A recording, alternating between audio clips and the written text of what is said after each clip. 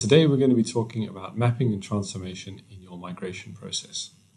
So in the context of a migration, mapping is where we define the rules as to how we are going to get data from your old system and into your new system. As part of our methodology, we need to take a step back. Before we do anything, before we start the mapping exercise, we need to understand what your target design looks like and therefore where we are going, what we need to populate. On the screen, the design stage happens first. We're going to go through this process. We're going to identify the tables, the fields that are necessary for your new business process and therefore needed to be populated in your new system. Once we've done that, then we can start the mapping activity.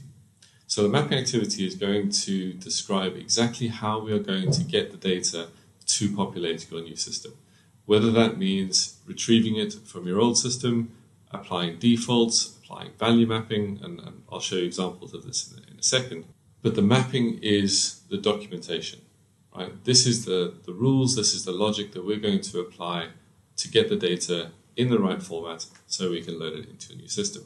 Once we've documented all of those rules, transformation is taking that logic and then building the actual code around it. So that when we go to creating the data for your new system, that is done in a structured way, consistently, so that if we need to run it again and we need to do some testing, we're able to execute it again and again. Okay, so what you can see on the screen now, this is the landing page to our application.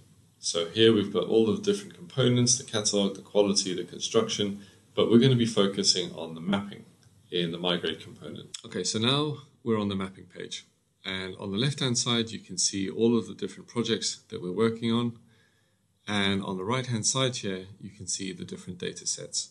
So for this example, I'm going to be having a look at the material master. So if I select material master, down here, it's going to show me all of the target tables that we're going to be populating. So let's take the general data as an example. And now we have the different sources where we are going to be pulling information from. So in this example, I'm going to be pulling information from an old ECC system. And if I go forward and I click on mapping, I'm going to see all of the fields that I need to populate down the left-hand side. And what we need to do is we need to go through each one of these fields and identify what that mapping rule is going to be. So we could have a straightforward copy. We could have a value mapping, we could have a transformation rule. And as we go through this process, we're going to build up the documentation. And this is what's going to be available at the end of the project. This will be the project documentation. To make the process easier, we also have quick mapping actions. So you could be sitting in a workshop and going through each of these and identifying where the information is coming from. So we have copy, default, rule, value mapping, and not used. So these can be used to very quickly identify what that mapping action is going to be. If we take, for example, the value map, right? Value mapping happens in most instances.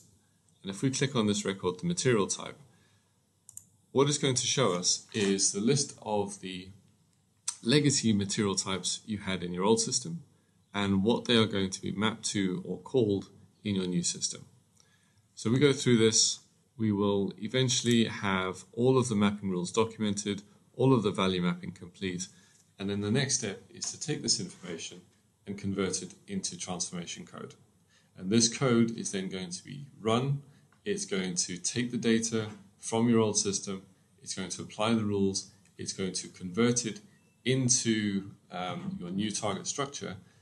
And once we've done that, the next step is then going to be Can your migration software do that? Find out more, visit syniti.com.